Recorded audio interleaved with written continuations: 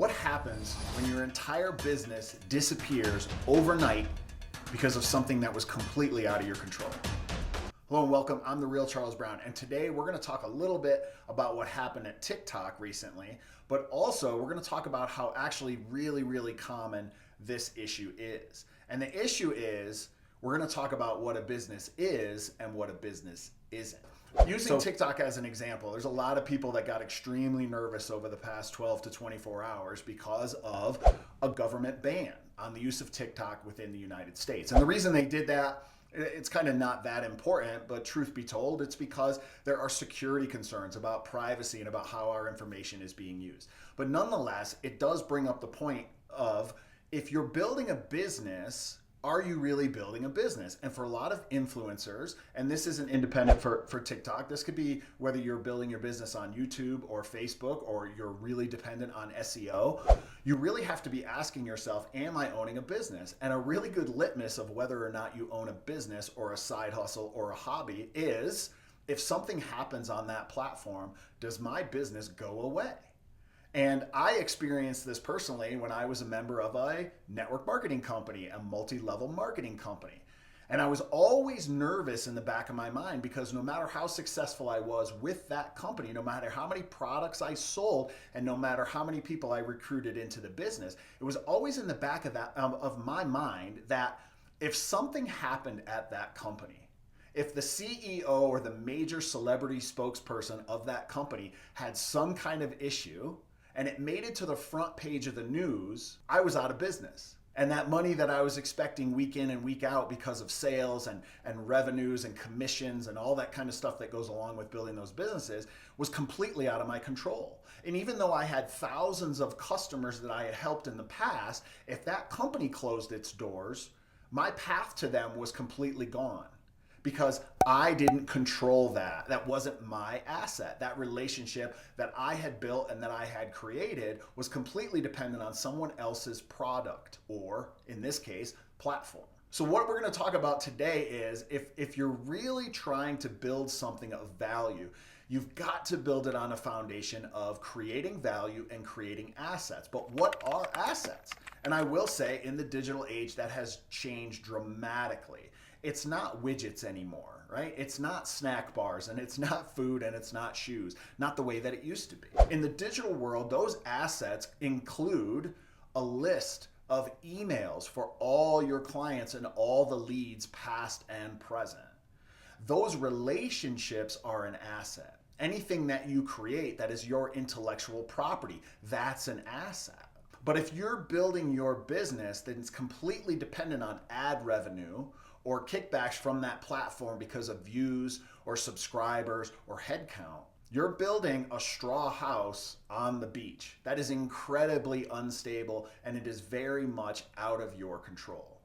A better approach, or at least a longer term approach, right? I'm not bashing those business models, but at least go into it with your eyes wide open and recognize that you're not necessarily building a business if you don't own those relationships with your customers, or if you don't own the relationship with the manufacturers.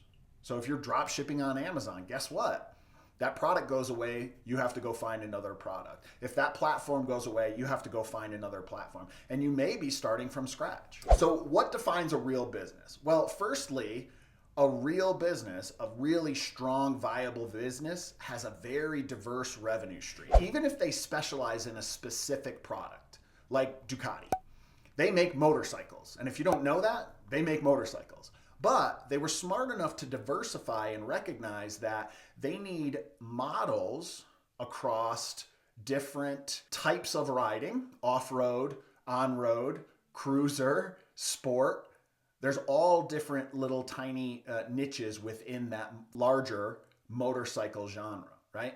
So they have diversified by having multiple models at multiple price points. And if you think about any good business, no matter how specific they are very conscious of diversifying. McDonald's, famous for their hamburgers. Well, guess what? They have chicken too, and they have salads.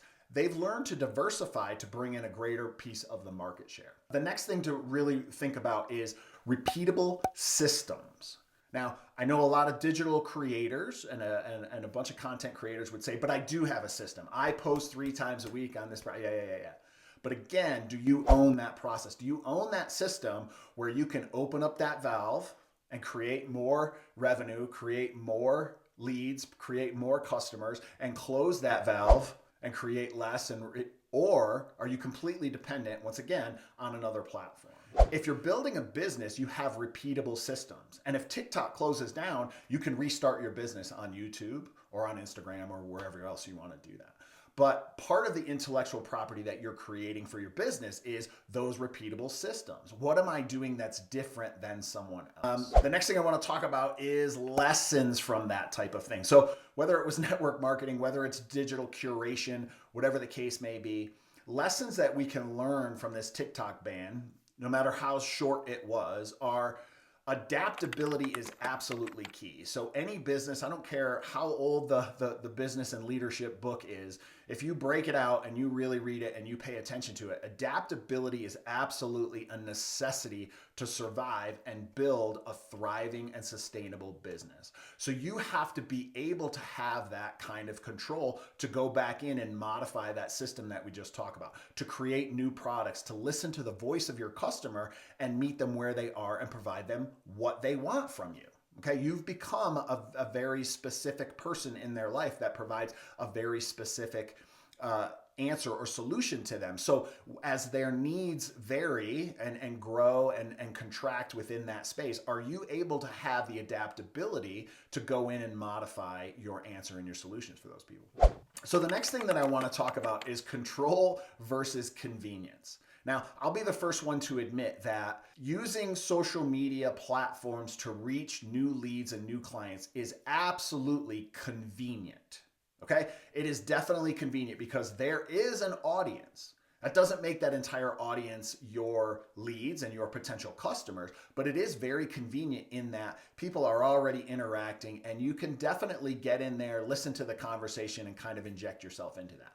But if that's the case, then those conversations are very specific to that time and place, which means you don't have a lot of control over the narrative.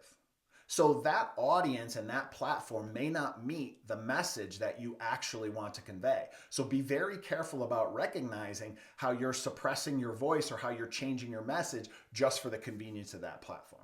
So really what I want you to do, and the lesson that we all should take from this, temporary TikTok ban, but also there's plenty of other examples out there. There's plenty of other examples of businesses that through regulation, through FTC or SEC filings have had to shut and close their doors and left a lot of people without income, without control, when all along they really felt and they were really led to believe that they were building a business. So what I want you to do is this is the call to action for this video, which is step back and look at your business and ask yourself, what are my true assets? If this specific platform or this specific product went away that I'm building my business on, would I still have a business? How would I react? Would I be able to recover? Would I be able to adapt? And the truth is, if you don't have assets in the form of lists, intellectual property, a specific way of doing things, I'm sorry to be the one to tell you, but you probably don't own a business. You probably own a little bit of a side hustle or something that's bringing in a little cash. So just be careful. So in closing, real business doesn't outsource its success to a specific platform or somebody else's recipe. A real business is built on the owner's vision, the owner's values, and what you're really trying to accomplish and the problem that you're trying to solve for your customers. That creates a relationship that's actually an asset. And when you have to pivot and you have to adjust and you have to adapt to the market, then those clients are going to come with you. So whether you're a content creator, an entrepreneur, or a business owner, you have the power to create something that stands the test of time. But that starts with building wisely. Thanks for watching. Thanks for listening. I'd love to hear your comments, your follow-up questions. Challenge me on this. I don't think I'm wrong, but I'm always open to a good debate. So hit me down below. And of course, if you like this type of content, it's a great time to go ahead and subscribe and like this video. Thanks a lot for watching.